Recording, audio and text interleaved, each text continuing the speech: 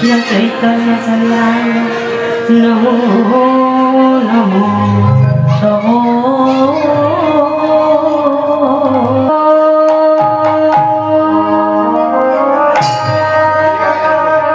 জয় জয়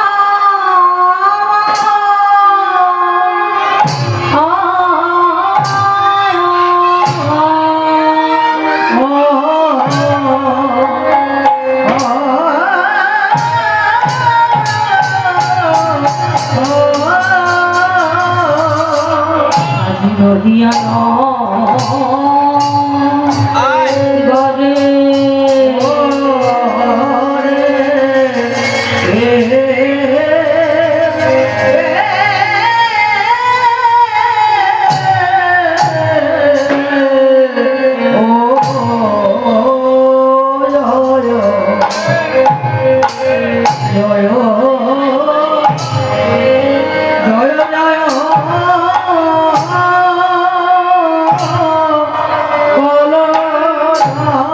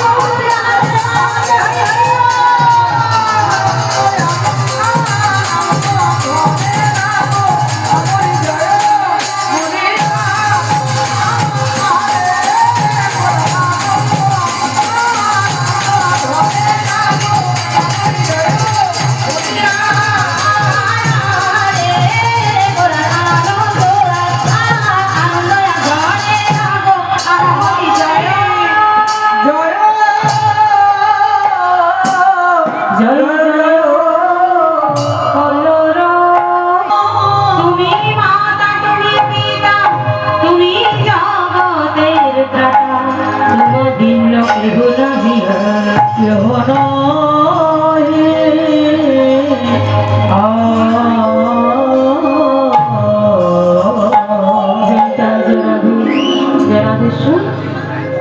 কৃষ্ণ কথা বলবার কোনো যোগ্যতা নেই। তবে সাধু গুরু বৈষ্ণবের বদলে শুনেছি, যদি সাধু গুরু বৈষ্ণবের কৃপা হয়,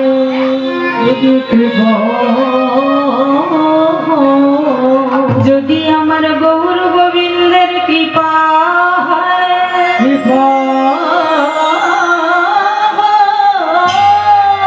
তবে নাকি অসাধু সাধন হবে, সাধন হবে। গুরুদেবের কৃপা হলে ঘোড়া নাকি গিরি লঙ্ঘন করতে পারে, বোবা নাকি কথা বলতে পারে। তাহলে যদি প্রভুর কৃপা হয়, আমার গুরুদেবের কৃপা হয়, হয়তো কিছু কৃষ্ণ কথা, কিছু হরি কথা আপনাদের সম্মুখে পরিবেশন করতে পারবো। মনুষ্য জনম বড় দুর্লভ জনম, কিন্তু মা আমরা এই কলিযুগে এসেছি শুধু সংসার সংসার করে সংসারের মায়া জড়িয়েছি। সারাদিন খালি আমার ঘর, আমার সংসার, আমার স্বামী, আমার সন্তান, কি না হয়তো? তাহলে যে সংসারে এসেছি, মায়ার সংসারে আবদ্ধ হয়েছি, যেখানে কৃষ্ণ নাম হরিনাম ছাড়া জীবের মুক্তির কোনো পথ নেই, সেই হরিনাম ভুলে গিয়ে আমরা সংসারের মায়ায় আবদ্ধ হয়েছি। তাহলে এখান থেকে মুক্তি পেতে হলে শুধুমাত্র কৃষ্ণ নাম বদলে বলতে হবে। মায়েরা একবার উল্লেখ করে দেন তো। প্রেম সে একবার সবাই মিলে হরিচন্দ্র জয় বলতে।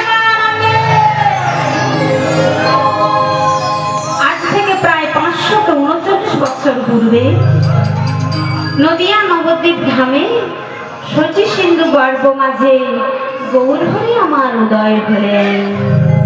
পদকর্তা বলছে, ইবা জয় জয় কলো রব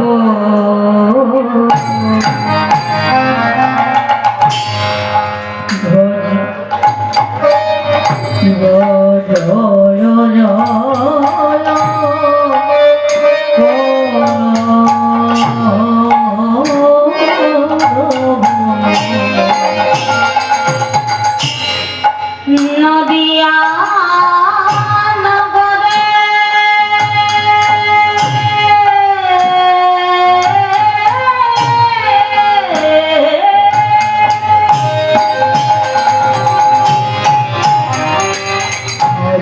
জয়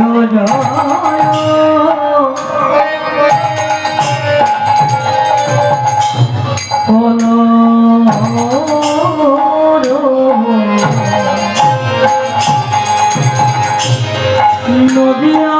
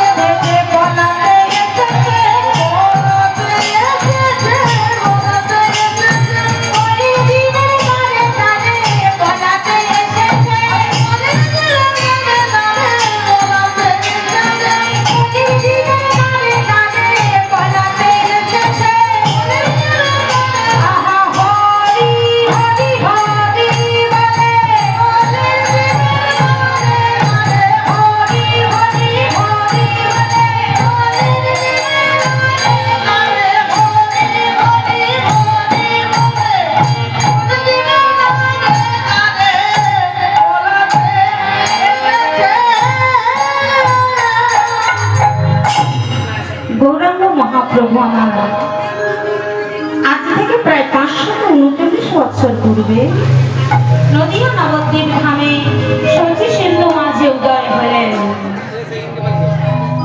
তিনি বললেন, গত 3 যুগে আমি অস্ত্র ধারণ করেছি, কিন্তু এই কলিযুগে বাবা আর আমি অস্ত্র ধারণ করব না। গত 3 যুগে আমি অনেক বধ করেছি, হত্যা করেছি, কিন্তু এই কলিযুগে আমি কি করব জানো? যে চোর তাকে শাস্তি দেব না, যে অপরাধ করবে তাকে সাজা দেব না, যে চোর তাকে সাজা না দিয়ে তার চুরি করা মনোবৃত্তিটাকে নষ্ট করে দেব। যে অপরাধ করবে বাবা তাকে কোনো সাজা দেব না, কিন্তু তাকে অপরাধ করা মানসিকতাকে পরিবর্তন করে দেব। কেমন করে? কিসের দ্বারা? না হরি নাম প্রেমের দ্বারা। তাই গৌর প্রেমানন্দে হরি বল হরি হরি বল। সাধু সঙ্গ সাধু সঙ্গ সাধু সঙ্গ সাধু সর্বশাস্ত্রে সর্বশাস্ত্রে লবমাত্র সাধু সঙ্গ জীবের সর্বসিদ্ধি হয় সর্বসিদ্ধি।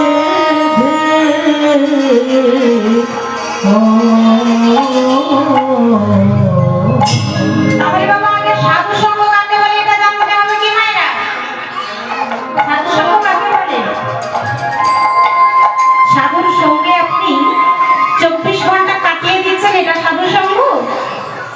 নাকি সাধুর সঙ্গে একই বিছানায় শয়ন করে আছেন, এটা সাধু সঙ্গ? না সাধুর সঙ্গে বসে একসঙ্গে আহার করলেন, এটা সাধু সঙ্গ? তাই যদি হতো বাবা, অপরাধ দেবেন না। গঙ্গাসাগর মেলায় কত প্রাচীন প্রাচীন সাধুদের দেখতে পাই, কি বাবা পাই তো? মায়েরা একটু কথা বলতে হবে আমার সঙ্গে। প্রাচীন প্রাচীন সাধুদের দেখা যায় তো? দেখা যায়। তাদের কারো বয়স 110 বছর, 106 বছর, 100 বছর, 120 বছর। আর ওই সাধুদের মাথার উপর কি থাকে গো? জোটা জোটা বড় বড় জোটা। তা বলা তো যায় না, এমনও হতে পারে ওই জটার মধ্যে উকুন আছে, হতেই পারে। তাহলে ওই উকুনগুলো তো সাধুর মাথার উপর 24 ঘন্টা আছে, তাই তো? তাহলে উকুনগুলো কেন উদ্ধার পাচ্ছে না? যদি সাধুর সঙ্গে থাকলেই উদ্ধার হয়ে যায়, তাহলে উকুনগুলো তো আগে উদ্ধার পাবে।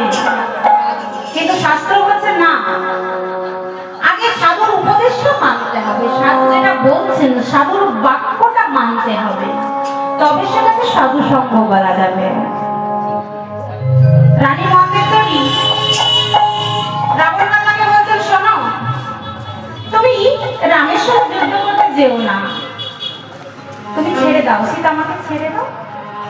আরে রামের কথা কি বলছো? তার ভাই লক্ষ্মণ যে একটা রেখা দিয়ে গেল, একটা দাগ দিয়ে দিল, আর সেই দাগের মধ্যে তুমি যেতে পারলে না, আর তুমি কিনা তার দাদা রামের সঙ্গে যুদ্ধ করবে? না স্বামী, তুমি সীতা আমাকে ফিরিয়ে দিয়ে আসো। রাবণ রাজা বললেন, কি জানো মন্দের প্রতি? আমি জানি এটা অন্যায়, কিন্তু কি বলতো, ন্যায়ের প্রতি আমার কোনো প্রবৃত্তি নেই, অন্যায়ের প্রতি আমার কোনো নিবৃত্তি নেই, আমি আমার স্বভাবের দ্বারা আকৃষ্ট হয়ে আছি। মন্দেশ্বরী বারবার বলছে, তুমি ফিরিয়ে দিয়ে আসো সীতা আমাকে। কিন্তু রাবণ রাজা কোনো মতেই কথা শুনছেন না। কেন না, তিনি জানতেন যদি রামচন্দ্রের চরণ পেতে হয় তাহলে আগে সীতা মায়ের চরণ লাভ করতে হবে। কি বাবা, যদি গৌর হরির কৃপা পেতে হয় আগে নিত্যানন্দ প্রভুর কৃপা লাভ করতে হবে। কারণ নিত্যানন্দ প্রভু হলেন গুরুদত্ত, আগে গুরুদেবের চরণ লাভ করতে হবে। আর প্রাণ গোবিন্দের চরণ পেতে হলে আগে রাধা রানীর চরণ পেতে হবে। তাহলে বাবা আগে সীতামাকে তিনি নিয়ে এলেন, কারণ তিনি জানতেন যে সীতামাকে আমি যদি নিয়ে আসি তবেই রামচন্দ্র আমার লঙ্কায় চরণ তুলে দেবেন। এটাই গৌর প্রেমানন্দে হরি বল হরি বল। দেখুন বাবা, সাধুর কথা তো আগে মানতে হবে। রাবণ রাজা বাবা ইহ জগতে আর কেউ নেই। রাবণ রাজা তার নিজের মস্তকটা হাতে নামিয়ে দেখছেন যে তাতে লেখা আছে দশরথের জ্যেষ্ঠ পুত্রের কারণে রাবণ রাজার মৃত্যু হবে। কথাটা একটু ভালো করে শুনলেন মায়েরা? হরি বল, রাধে রাধে।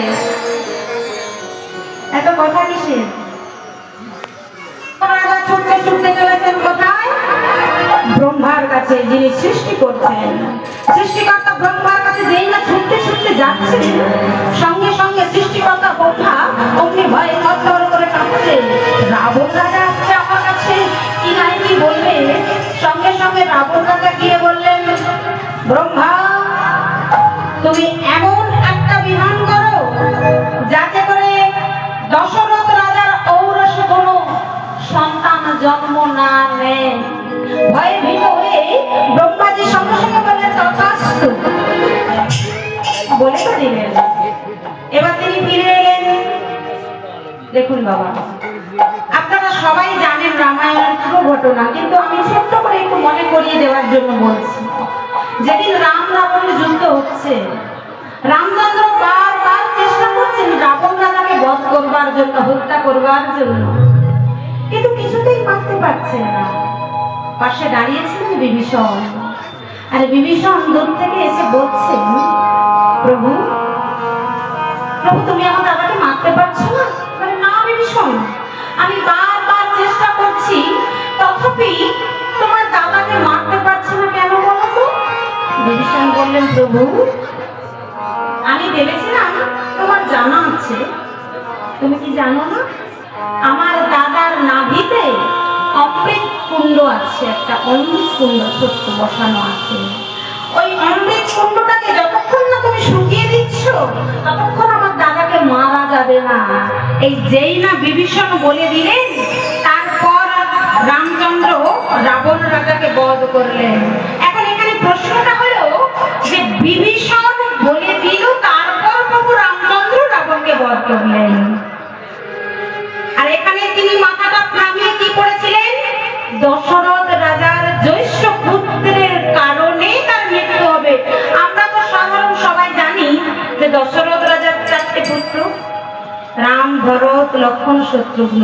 তাহলে এখানে বিভীষণের কারণে কিন্তু মারা গেলেন। কি বাবা? তাহলে এখানে বিভীষণটা কে? বিভীষণ কি করে দশরথ রাজার জ্যেষ্ঠ পুত্র হবে? না, যেদিন স্বর্গে দেবতার অসুরগণদের মধ্যে যুদ্ধ হয়েছিল বাবা, দশরথ রাজা গিয়েছিলেন দেবতাদের সঙ্গে অসুরদের বিরুদ্ধে লড়াই করতে। তো সেখানে যুদ্ধে জয়লাভ করবার পর যখন দশরথ রাজা ফিরে আসছেন, আসার সময় ক্লান্ত হয়ে একটু বিশ্রাম নিচ্ছিলেন। আর ওই বিশ্রাম নেওয়ার সময় তার বীর্য স্খলিত হলো। আর ওই বীর্য গিয়ে পড়লো কোথায়? না, মা নিকষা দেবী, তিনি হাঁ করে ঘুমিয়েছিলেন একটা বৃক্ষের তলায়। ওই বীর্য গিয়ে তার মুখে পতিত হলো, সেখান থেকে তার গর্ভের সঞ্চার হলো। আর যেখান থেকে যে জন্ম নিল সে হলো ভক্ত বিভীষণ। তাই গৌর প্রেমানন্দে হইব। তাহলে দশরথ রাজার জ্যেষ্ঠ পুত্র কিন্তু রাম, লক্ষ্মণ, ভরত, শত্রুঘ্ন নয়, ভক্ত বিভীষণ। তাহলে আমরা যে দেখলাম দশরথ রাজার 4টে পুত্র, এই পুত্র সন্তান কিন্তু তার ঔরসজাত সন্তান নয়। যেদিন পুত্রষ্টি যজ্ঞ হয়েছিল, সেই যজ্ঞে যে পরমান্নের ভাণ্ড উঠেছিল, একটু পরমান্ন উঠেছিল বাবা, সেই পরমান্ন সেবা করে 3 রানীর গর্ভে 4টে পুত্র সন্তান হয়েছিল। তাহলে দেখুন বাবা, আজ পদকর্তা তিনি বলছেন, জয় জয় কলরব নদিয়া নগরে জনমিল গোরা চাঁদ সচির উদরে। আর দেখুন, নদিয়া নবদ্বীপ ধামে যখন গৌর হরি জন্ম নিয়েছেন, বাবা সবাই মিলে আনন্দের সঙ্গে দেখতে চলেছে। বলে, কেমন হয়েছে বাবা? শুনেছি সচি মায়ের একটা সুন্দর পুত্র সন্তান হয়েছে, তা কেমন হয়েছে সবাই মিলে দেখতে যাচ্ছে। ওই পূর্ণিমার চন্দ্র যিনি কিরণ প্রকাশ, পূর্ণিমার চন্দ্র যিনি কিরণ প্রকাশ, হয় গো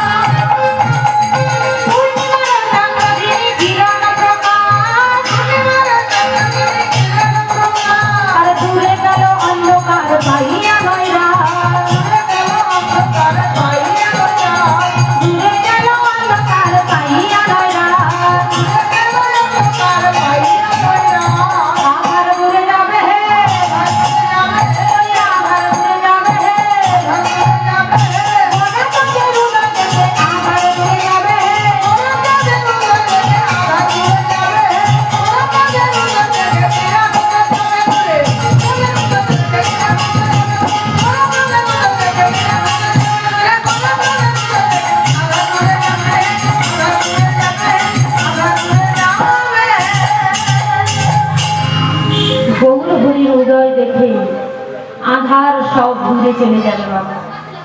তাহলে যে গৌরাঙ্গ মহাপ্রভু আপামর কলির জীবের জন্য হরি নাম প্রেম নিয়ে এলেন বাবা, তিনি নিজে ভগবান হয়ে,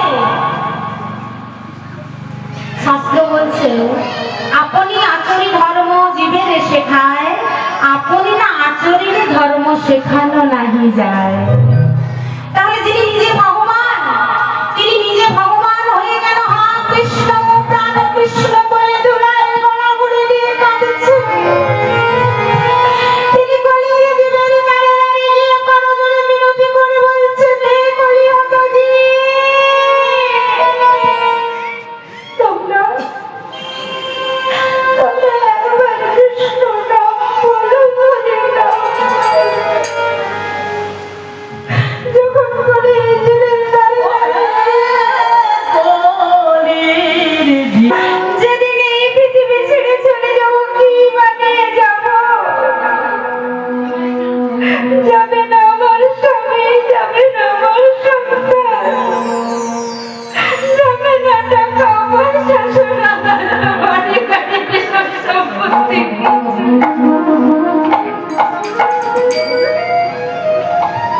তোর কিসের এত অহংকার যে মায়ার সংসারে আমরা অভিনয় করতে এসেছি? কিছুদিনের অভিনয় বাবা, কেউ বাবা, কেউ মা, কেউ ছেলে, নাতি নাতনি, মেয়ে জামাই, কিছুদিনের অভিনয় করতে এসেছি মায়ার সংসারে। কিন্তু একবারও কি ভেবে দেখেছেন নিজের জন্য কি করলাম? যে সংসারের জন্য আপনি সব করছেন, সেই সংসার আপনাকে দেখবে না। কতদিন দেখবে? যতদিন আপনি সংসারে দিতে পারবেন, সংসার ততদিন আপনাকে দেখবে। যেদিন আপনি আর কিছু দিতে পারবেন না সংসারে, আপনার স্বামী বলবে এই জঞ্জাল মরে গেলে বাঁচি, আপনার নাতি নাতনি এসে বলবে আপদ বিদেয় হলে বাঁচি। না সেন্টের বোতল রেখেছেন তো? বাজারে পাওয়া যায় কি বাবা? সেন্টের বোতল রেখেছেন? বাজারে কিনতে পাওয়া যায়। তা ওই সেন্টের বোতলটা কতক্ষণ আপনার বাড়ির আলমারিতে শোকেসে সাজানো থাকবে? কতক্ষণ গো? যতক্ষণ তার মধ্যে সেন্ট থাকবে ততক্ষণ ওটা আলমারিতে সাজানো থাকবে। যেই না সেন্ট শেষ হয়ে যাবে আপনি ডাস্টবিনে ছুঁড়ে ফেলে দেবেন। আমাদের জীবনটাও ঠিক তেমনি, যতক্ষণ সংসারে দিতে পারবো ততক্ষণ সবাই ভালোবাসবে, সবাই আমাকে দেখবে। তাই মাগো, আজকের দিনটা কি জানা আছে সবার? একটু বলুন তো আজকের দিনটা কি দিন? রবীন্দ্রনাথ ঠাকুরের জন্মদিন। হরি বল, তাহলেও মনে রেখেছেন। অনেক জায়গায় এই প্রোগ্রাম করতে যাই বাবা, যদি বলি কি দিন কি দিন, সেই গৌর হরির আবির্ভাব তিথিতে কজন আমরা নদিয়া নবদ্বীপ গ্রামে যাই তার জন্মস্থানে? ওই দিনটাই আমরা ভুলে যাই, তাই তো? কিন্তু আজকের দিন স্মরণীয় হয়ে আছে, আমরা কেউ ভুলবো না, কোনোদিন ভুলবো না। বিশ্বকবি রবীন্দ্রনাথ ঠাকুরের জন্ম। তাহলে এই তার জন্মদিনে তাকে শ্রদ্ধা জানানোর জন্য আমরা ছোট্ট করে একটু রবীন্দ্রসঙ্গীত আস্বাদন করবো। সংসার যাবে মন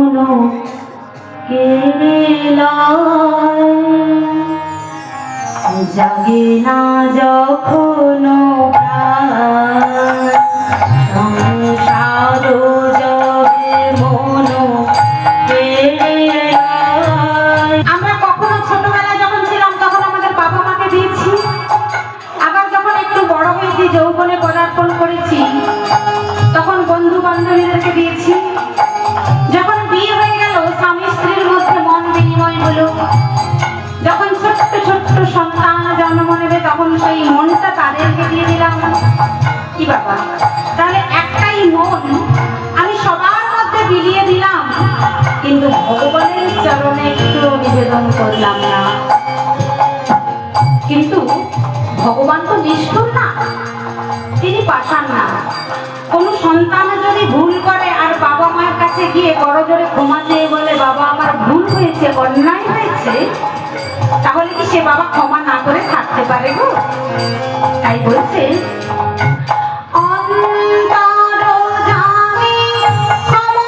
পেয়েছি, সুন্দর কর পেয়েছি। সবাই মিলে প্রেম সে একবার হরিধ্বনি হবে তো? মায়ের একবার হরিধ্বনি উলুধ্বনি সবাই চলো নয়নে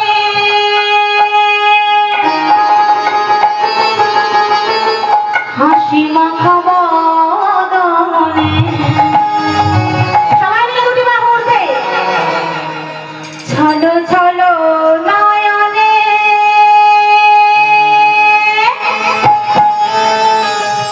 হাসি মাখা বদনে।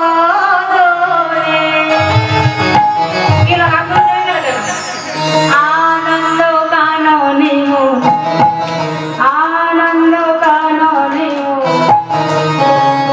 যাদের হাত আছে করবেন, যাদের হাত নেই কোনো দরকার নেই। যদি মনে করেন হাতগুলো বাড়িতে রেখে এসেছি ঠান্ডার জন্য, সবাই মিলে দুটি বাহু দেবে। হরি বল হরি বল মনে রে আমার হরি বল হরি বল মনে রে আমার হরি বল হরি বল মনে রে আমার হরি বল হরি বল মনে রে আমার। চলো চলো নয়নে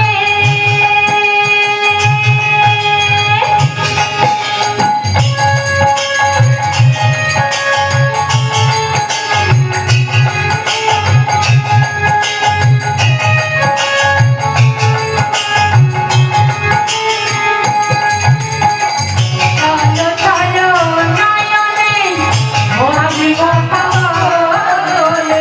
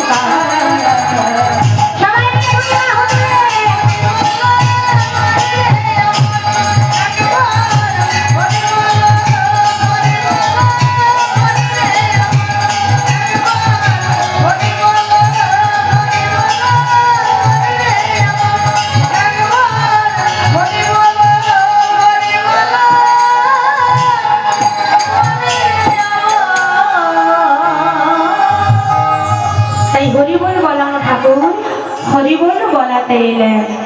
আর পদকর্তা বলছেন দাপরে নন্দের ঘরে কৃষ্ণ অবতার,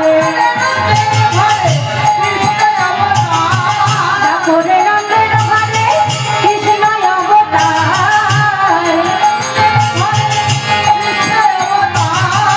আপনি করিলা প্রভু অসুর সংহার,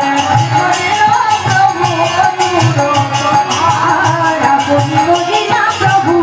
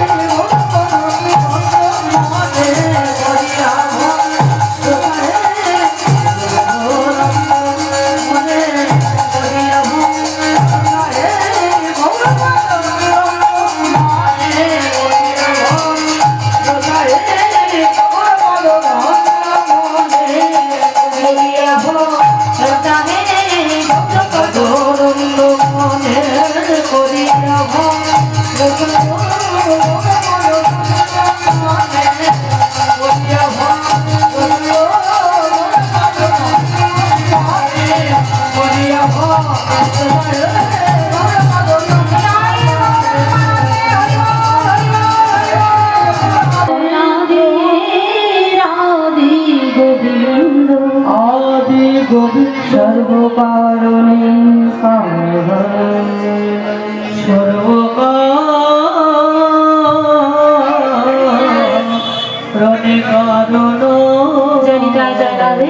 উপস্থিত সমস্ত সাধু গুরু বৈষ্ণবের চরণে প্রণাম জানিয়ে আমরা তখন বাবা গৌরহরির চরণ আশ্রয় করেছিলাম। আজ আমরা যে লীলা সাধন করব, কেমন করে ভগবানের নাম করলে যে কি হয়, যিনি সর্বপ্রথম ভারতবর্ষ তথা গোটা এশিয়া মহাদেশে সর্বপ্রথম যিনি ধর্ম শিখাতে এলেন, কেমন করে তিনি অভিশাপগ্রস্ত হলেন, সেখান থেকে হরিনাম শ্রবণ করে কি করে মুক্তি পেলেন, উদ্ধার পেলেন, আমরা জানবো মহারাজ পরীক্ষিতের জীবন কাহিনী। লীলায় প্রবেশ করবার পূর্বে শ্রদ্ধা মীরা মায়ের একখানা ভজন গান আস্বাদন করে লীলার মধ্যে প্রবেশ করব। নিতাই গৌর সীতানাথ হবে কোথায় না কুরুক্ষেত্রের যুদ্ধে, যেখানে রানী গান্ধারীর 100 পুত্র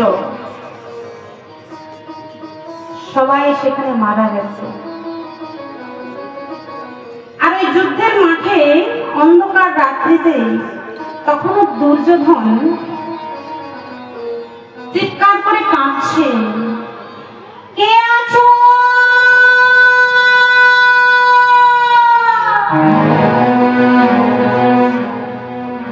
কেউ কি নেই?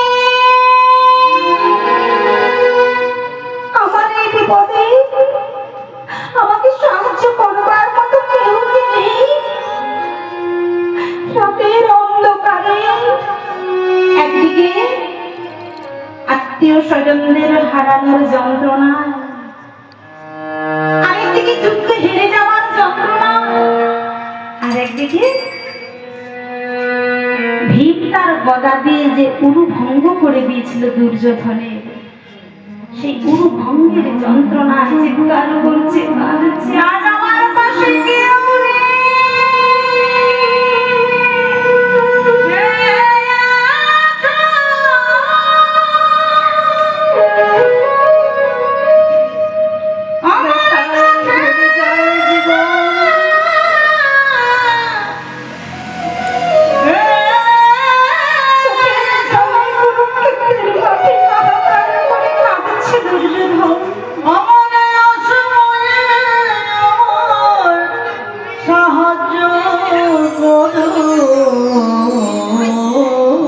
বাবা দুর্যোধনের যে উরুটা ভঙ্গ হয়েছিল, এর দুটো কারণ আছে। একটা হলো বাহ্যিক কারণ, আর একটা আভ্যন্তরীণ কারণ। বাহ্যিক কারণটা কি গো? আমরা সবাই জানি ভীম তার গদা দিয়ে দুর্যোধনের উরুতে আঘাত করেছে, তাই তার উরুটা ভঙ্গ হয়ে গেছে। মা, ভীমের গদার ওজনটা কত ছিল জানেন? 80 মণ। তাহলে 1 মণ সমান কত কেজি গো? 40 কেজি। তাহলে 80 মণ সমান কত কেজি হবে? 4 8 320 320 কেজি।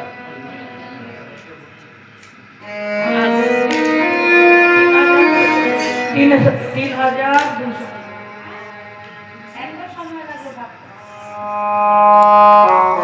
অবস্থায় এত ওজনে যদি একটা গদা কারো শরীরে রক্ত মাংস শরীরের ওপর পড়ে, অটোমেটিক ভেঙে যাবে সেই জায়গাটা।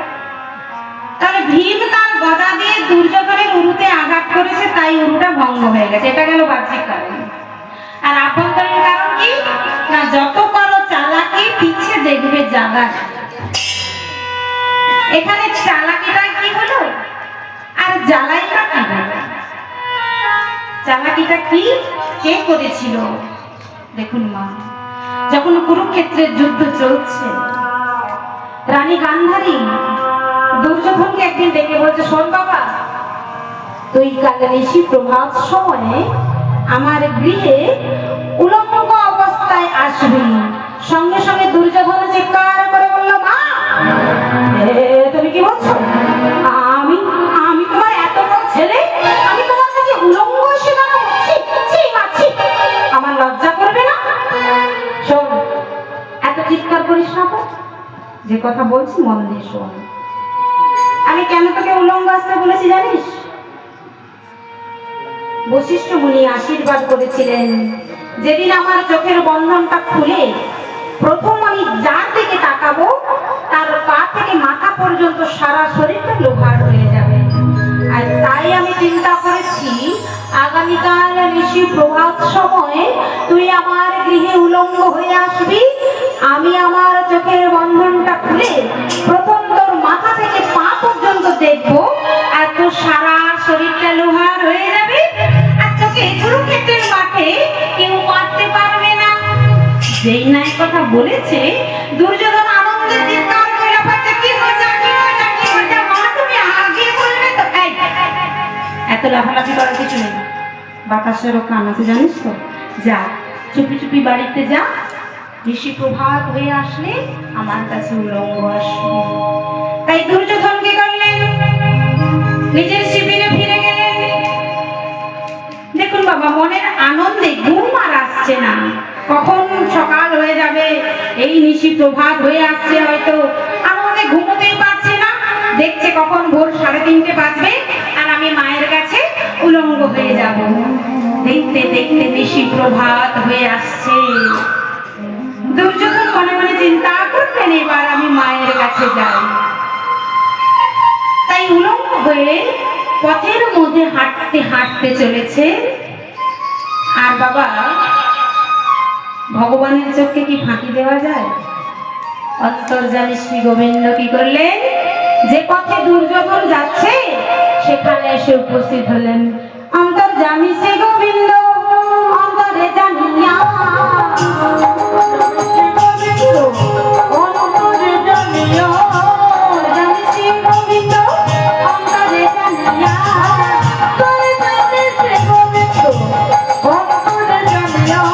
দুর্যোধনের সম্মুখে দাঁড়ালো আসিয়া, দুর্যোধনের সম্মুখে দাঁড়ালো আসিয়া, দুর্যোধনের সম্মুখে দাঁড়ালো আসিয়া।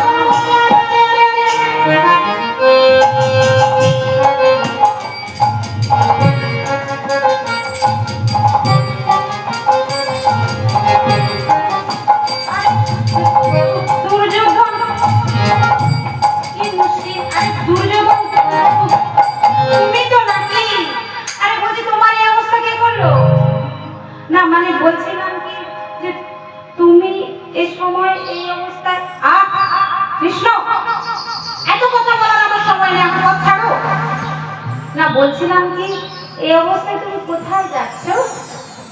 আমি যেখানেই তোমাকে গেলাম, তোমাকে এত কথা বলবো না, তুমি আমার পথ ছাড়ো তো।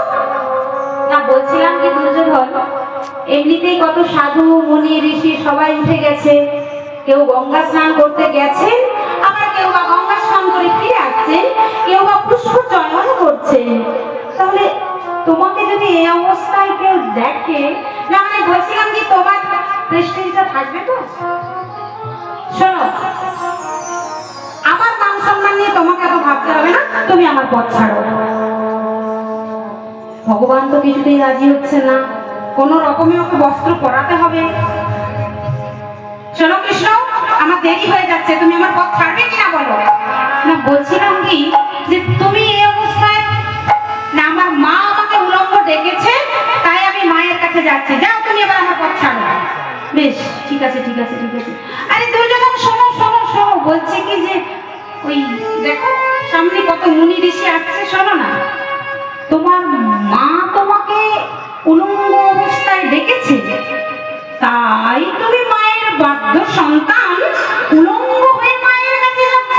আচ্ছা দুর্যোধন, একটা কথা আমি কিছুতেই বুঝতে পারছি না, তুমি এত অ্যাডভান্স উলঙ্গ হলে কেন? তুমি তো মায়ের কাছে গিয়ে উলঙ্গ হতে পারতে, এত বড় ছেলে মনে মনে চিন্তা করছে, তাই তো। তা যাই হোক, তুমি আমার পথ ছাড়ো। ভগবান বললেন বেশ, তুমি আমার এই উত্তরীয়টা পরিধান করো। না কৃষ্ণ, আমার মা আমাকে বরণ করতে বারণ করেছে, তাই আমি মায়ের কাছে উলঙ্গ অবস্থাতেই যাব। ভগবান বললেন দাঁড়াও। সঙ্গে সঙ্গে ছুটে গিয়ে বাগানে একটা কলা গাছ থেকে কলার পাতা পেড়ে নিয়ে এসে দুর্যোধনকে বলছে, দুর্যোধন তুমি এই কলার পাতাটা পরিধান করো, তাহলে তোমার মান সম্মানটা রক্ষা হবে। যেই না বলেছে, দুর্যোধন মনে মনে চিন্তা করলেন, বাহ, আমার মা আমাকে বস্ত্র পরিধান করতে বারণ করেছে, কিন্তু কলার পাতা পরিধান করতে তো বারণ করে না। ও বেটা গোয়ালার ছেলে হলে কি হবে, মাথায় খুব বুদ্ধি আছে। তাই ভগবান চালাকি করে ওই কলার পাতাটা পরিধান করালেন দুর্যোধনকে। আজ দুর্যোধন কলার পাতা পরিধান করে আনন্দে মাকে ডাকতে ডাকতে চলেছে। আজ মা মা মা বলে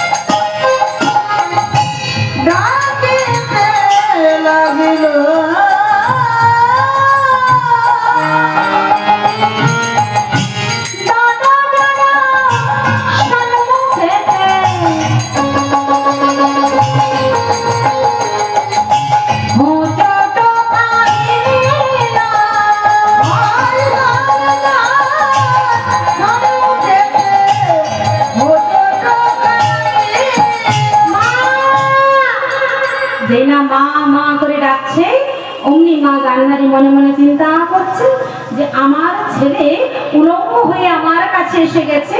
তাড়াতাড়ি করে চোখের বন্ধনটা খুলে যেই না দুর্যোধনের দিকে তাকিয়েছে, মাথা থেকে ভালো করে সারা শরীর দর্শন করে যেই না কোমর থেকে জানুদেশটা পর্যন্ত লক্ষ্য করেছেন, অমনি মা গান্ধারী চিৎকার করে উঠেছেন, দুর্যোধন তুই কি করেছিস? তুই কি করেছিস বাবা? তোকে না আমি বলেছিলাম তুই উলঙ্গ অবস্থায় আমার কাছে এসে দাঁড়াবি? তুই কি করেছিস?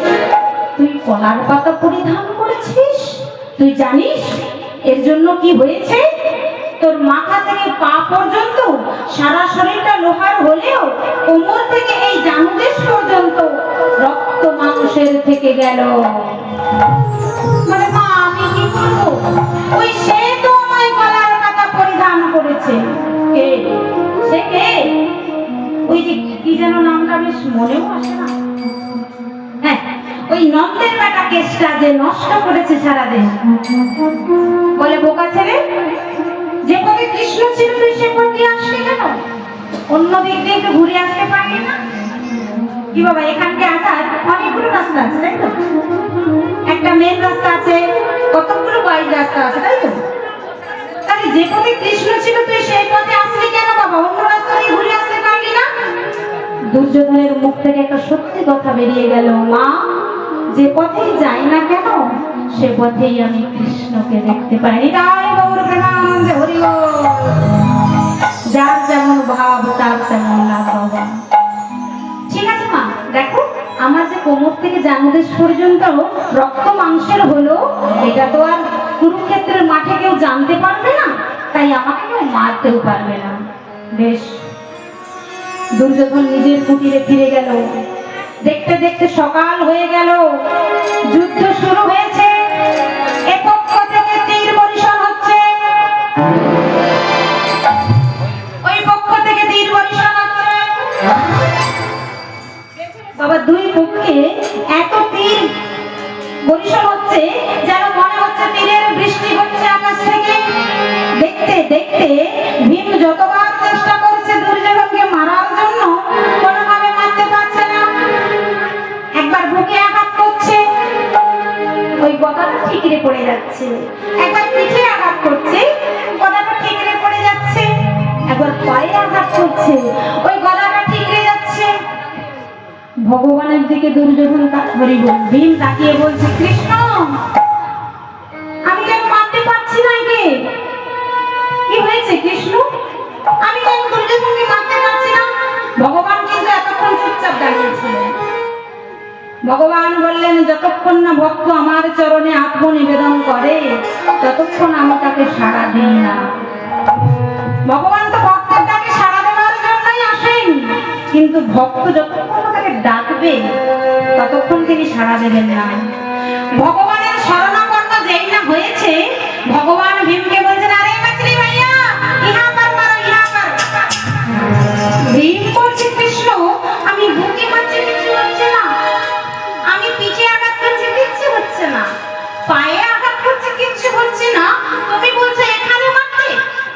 ভগবান বললেন, হ্যাঁ, এই জায়গাটায় মারলে যে কিছু হবে তার জন্য কলার পাতাটা ভোর 3:30টার সময় পরিধান করাতে হয়েছে। নিতাই গৌর হরি বল।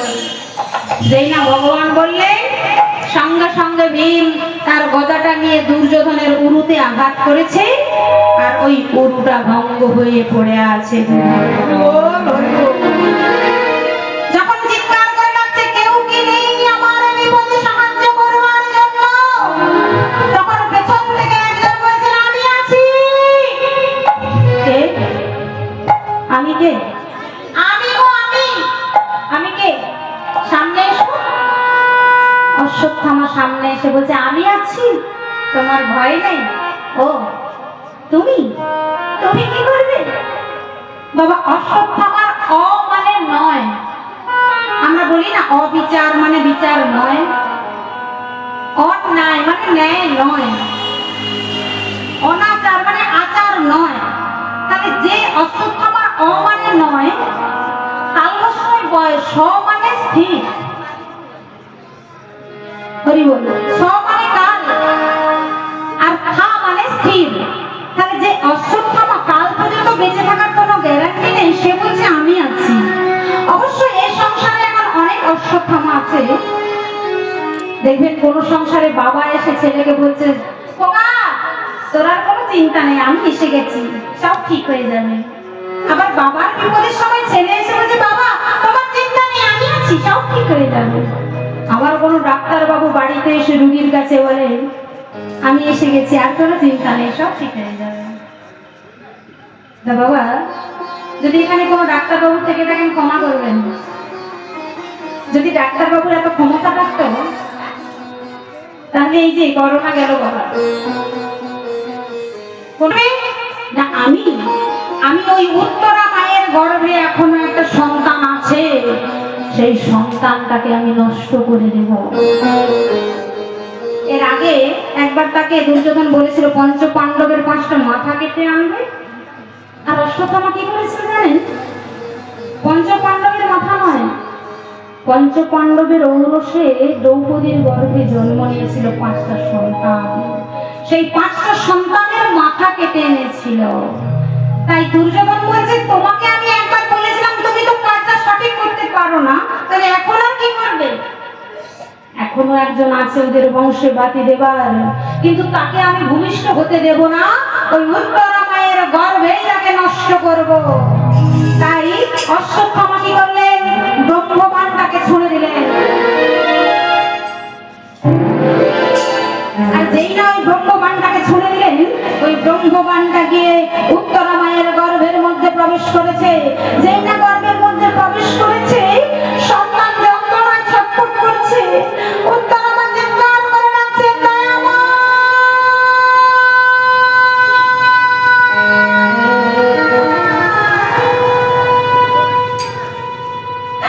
ওগো কৃপাময়! এই তোমার কেমন লীলা প্রভু! আমার গর্ভের সন্তান ছটফট করছে যন্ত্রণায়, আমি আর সহ্য করতে পারছি না দয়াময়। হে দয়াময়, আজ একজন মা তোমার কাছে ছুটে এসেছে তার সন্তানকে রক্ষা করবার জন্য নয়। আমার সন্তান তো জন্ম নিলে একদিন মারা যাবে, হয়তো 50 বছর, নয়তো 100 বছর তার আয়ু থাকবে, তারপর তো সে মারা যাবে। কিন্তু আজ আমি তোমার কাছে এসেছি কেন জানো ঠাকুর? আজ যদি আমার গর্ভের সন্তানটা নষ্ট হয়ে যায়, তাহলে সবাই তোমার দিকে আঙুল তুলে বলবে, কৃষ্ণ যাদের পৌঁছে ছিল তাদের বংশে বাতি দিতে কেউ না রইল।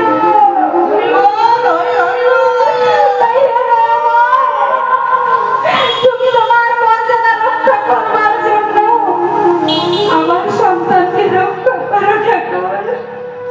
তুমি নাকি দয়াময়, তুমি নাকি ভক্তের ভগবান। প্রভু কৃপা করো দয়াময়। তুমি যদি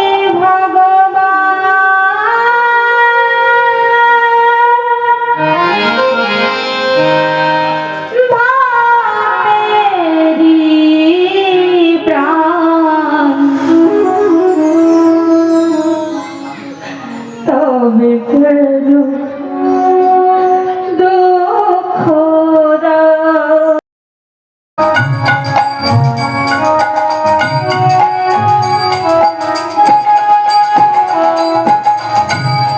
তুমি যে কামনা, তুমি যে বাসনা, তুমি যে ভক্তের প্রাণ। তোমার কি মর্যাদা থাকবে না? তাই তুমি তোমার মর্যাদা রক্ষা করবার জন্য আমার এই গর্ভের সন্তানটাকে রক্ষা করো ঠাকুর। তুমি নাকি ভক্তদের ভগবান, শুনেছি যে তোমার ডাকে তার নাকি তুমি সারা না দিয়ে থাকতে পারো না। তবে কেন আমার বেলায় তুমি আমাকে বিমুখ করেছো?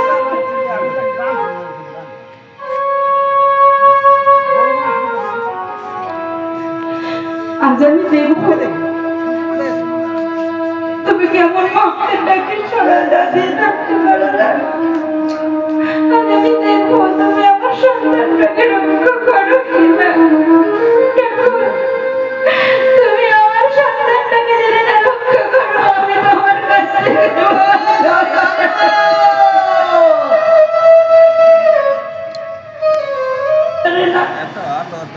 তুমি কোনো ভক্ত যদি নয়নে জলে ভক্ত ভাসিয়ে ভগবানকে ডাকে, ভগবান না এসে থাকতে পারে না। উত্তরা মা যতক্ষণ না ভগবান তার ডাকে সাড়া দিচ্ছে, চরণ প্রান্তে বসে বসে কাঁদছে। ভগবান আর স্থির থাকতে পারলেন না। উত্তরা মায়ের গর্ভের মধ্যে প্রবেশ করে তিনি কি করলেন? আগে সুদর্শন চক্র দিয়ে ওই ব্রহ্মবাণটাকে হত্যা করলো। ওই ব্রহ্মবাণটাকে যেই না নষ্ট করলো, গর্ভের মধ্যে সন্তান বেঁচে উঠেছে। দেখুন ভগবানের কি অশেষ করুণা। তার কি দরকার ছিল যেখানে নোংরা জায়গা, কৃমি কীট, রক্ত পুঁজ, এই নোংরা জায়গাটায় ভগবানের যাওয়ার কি দরকার ছিল? কিন্তু তিনি যে ভক্তের কাছে সাড়া না দিয়ে থাকতে পারেন না। তাই যেখানে গর্ভের মধ্যে ওই সন্তানটা মারা গিয়েছিল, সেখানে ভগবান গিয়ে গর্ভের সন্তানটাকে বাঁচিয়েছে। গিয়ে প্রথমে কোথায় দাঁড়ালেন? না ওই সন্তানের চরণের উপরে দাঁড়ালেন। দেখবেন মায়েরা, যখন সন্তান ভূমিষ্ঠ হয়, সন্তানের চরণের তলদেশগুলো কিন্তু লাল থাকে। মায়েরা লক্ষ্য করেছেন? কারণ ভগবান গিয়ে প্রথমে ওই চরণের উপর দাঁড়ান, তাই চরণগুলো লাল থাকে। তো যেই না ভগবান গিয়ে দাঁড়িয়েছে, অমনি সন্তান বেঁচে গেছে। আর বেঁচে উঠেই প্রথমেই ভগবানকে দর্শন করে প্রণাম করছে। বাবা, প্রণাম হলো দুই প্রকার, এক হলো পঞ্চাঙ্গ প্রণাম আর এক হলো ষষ্ঠাঙ্গ প্রণাম। পঞ্চাঙ্গ প্রণামটা কেমন গো? না দুটো হাত পায়ে দিয়ে মাথাটা নত করে হাঁটু গেড়ে কেউ যদি প্রণাম করে, সেটাকে বলা হয় পঞ্চাঙ্গ প্রণাম। আর ষষ্ঠাঙ্গ প্রণাম, দেখবেন অনেকে মাটিতে লম্বা হয়ে দুটো হাত বাড়িয়ে মেঝের মধ্যে শুয়ে প্রণাম করে, এটা হলো ষষ্ঠাঙ্গ প্রণাম।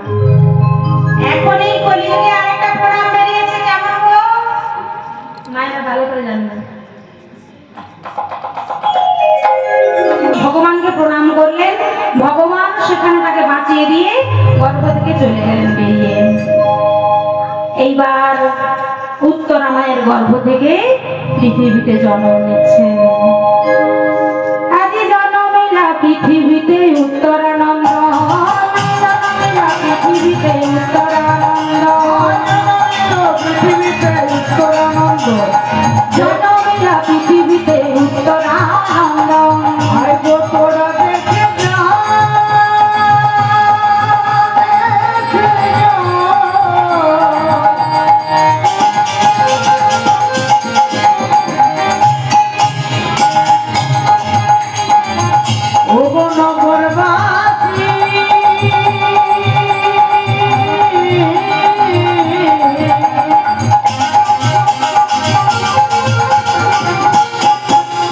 দেখে যা,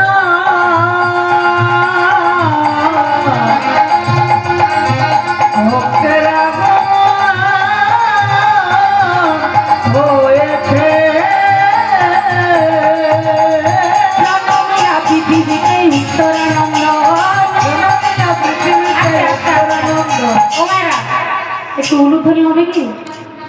সবাই মিলে আমার প্রেম সে উলুধ্বনি করেন তো। মাঝে মাঝে উলুধ্বনি না দিলে তো আরো ভুলে যায়।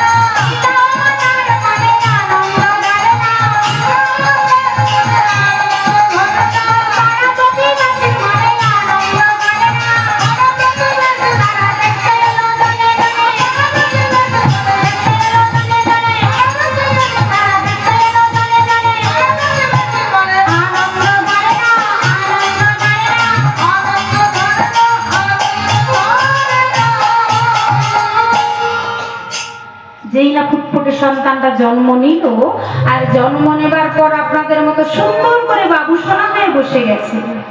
বাবা, আপনাদের নজির আছে না গো যে আপনাদের বাড়ির সন্তানরা জন্ম নেবার পর সুন্দর বাবু সোনা হয়ে বসেছে, দেখেছেন? না না না, কিন্তু এই ভক্ত যেই জন্ম নিয়েছে সুন্দর করে বাবু সোনা হয়ে বসে গেছে।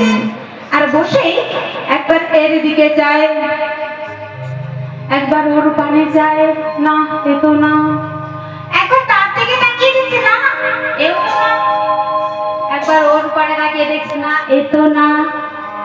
তাহলে এ নয়, ও নয়, সে নয়। দেখতে দেখতে এই চারিদিকে সবাইকে পরীক্ষা করলেন বলে তার নাম হয়েছিল পরীক্ষিত। কিন্তু দেখছেন যখন দেখতে পাচ্ছে না তখন তিনি কাঁদছেন, ওয়া ওয়া ওয়া। শাস্ত্র বলছে কাহা কাহা কাহা। শাস্ত্র বলছে কোথায়, কাকে খুঁজছেন? যারে দেখেছিলাম আমি গর্ভের ভিতরে,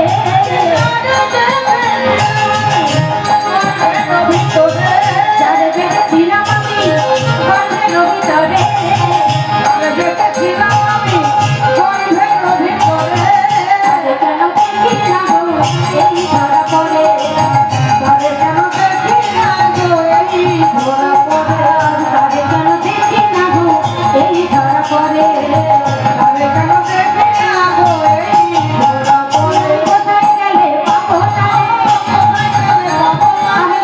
গেলে পাবো তারে, কোথায় গেলে পাবো তারে, কোথায় গেলে পাবো তারে, দেখেছিলাম গর্ভের ভিতরে, কোথায় গেলে পাবো তারে,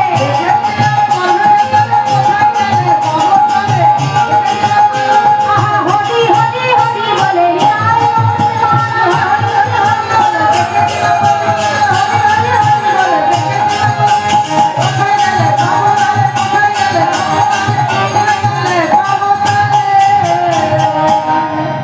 যাকে গর্ভের মধ্যে দেখেছিলাম তাকে কোথায় গেলে পাবো। দেখতে দেখতে এই চিন্তা ভাবনা নিয়ে পরীক্ষিত বড় হতে লাগলো। অস্ত্র শিক্ষা শাস্ত্র শিক্ষায় যুধিষ্ঠির দাদু তাকে খুব পারদর্শী করে তুলেছেন। এই দেখতে দেখতে যখন তিনি যৌবনে পদার্পণ করেছেন, ভগবান কৃষ্ণচন্দ্র বললেন, দাদা এইবার পরীক্ষিতকে মহারাজের আসনে বসিয়ে দাও। কেন জানো? এরপর যে আসছে ভয়ঙ্কর কলি, তার যে রূপ তোমরা দেখতে পারবে না, তাই তোমরা মহারাজের আসনে পরীক্ষিতকে বসিয়ে দিয়ে সবাই মিলে স্বর্গের পথে চলে যাও। যুধিষ্ঠির দাদা জিজ্ঞাসা করলেন, কৃষ্ণ সামনে কলি আসছে, তার ভয়ঙ্কর রূপ কেমন হবে একটু বলো, যেটা আমরা সহ্য করতে পারবো না, দেখতে পারবো না, এ আবার কেমন দৃশ্য? ভগবান তো নিজে হাতে কিছু করে না, সব রিমোটের দ্বারা কাজ হয়ে যায় বাবা, তাই তো? এখন রিমোট সিস্টেম হয়েছে, একবারে ভগবান বলেন আমি নিজে হাতে কিছু করি না। তার যুধিষ্ঠির দাদাকে বুঝিয়ে দিতে হবে এই কলিযুগের কি ভয়ঙ্কর রূপ। চার ভাইকে ডেকেছে, ভীম, অর্জুন, নকুল, সহদেব সবাই এসেছে।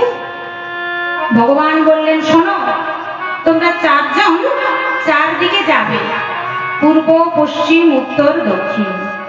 এই চারদিকে চারজন যাবে, যেখানে যে অবাক চরণে আর দাদা যুধিষ্ঠিরের চরণে প্রণাম জানিয়ে একসঙ্গে রওনা দিলেন ভগবানের নাম করতে করতে। ওমা, আজ আমরা কোথায় এসেছি গো? এই স্থানটার নাম কি? জোরে বৃন্দাবন। যেটায় হয় তুলসী বৃক্ষের আগমন, সেই তো মধুর বৃন্দাবন।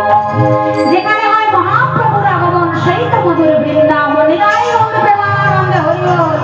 তাহলে বৃন্দাবনে থাকতে হলে কি করতে হবে বলো? নবদ্বীপ। তাহলে বৃন্দাবনে আছে, সবাই একবার রাধারানীর নাম করবো, করবো তো? বলো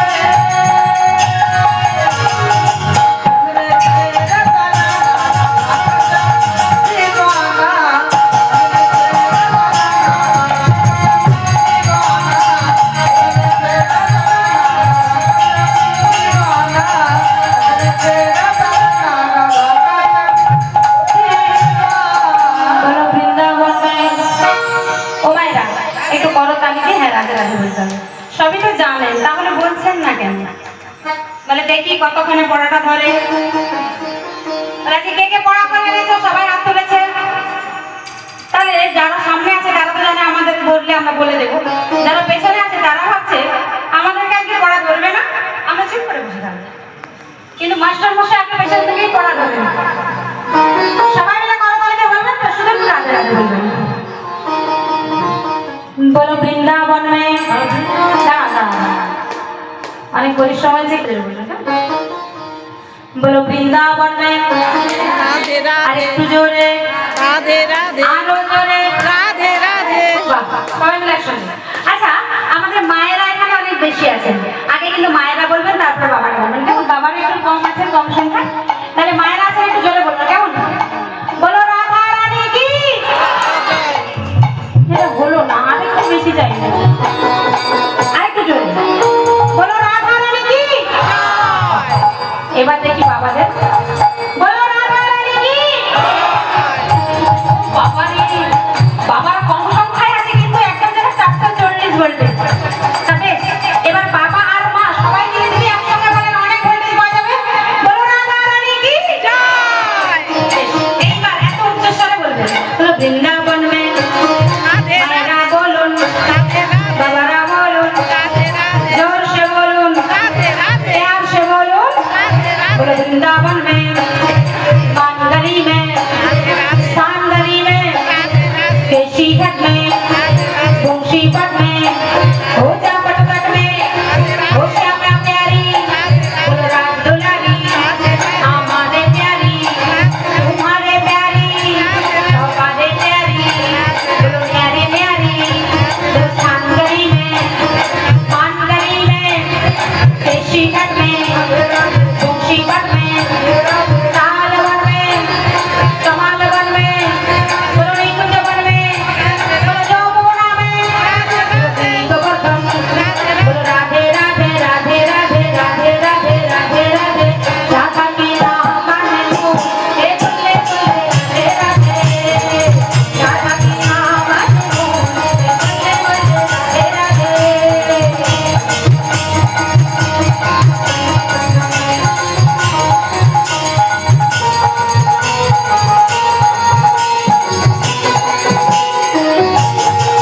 बोलो राधा रानी की। बोलो राधे राधे राधे राधे राधे राधे राधे राधे राधे राधे राधे राधे राधे राधा रानी की। শ্যাম সুন্দর কি, বৃন্দাবন ধাম কি, যারা পেছনে বসে ঘুমোচ্ছেন তাদের কি।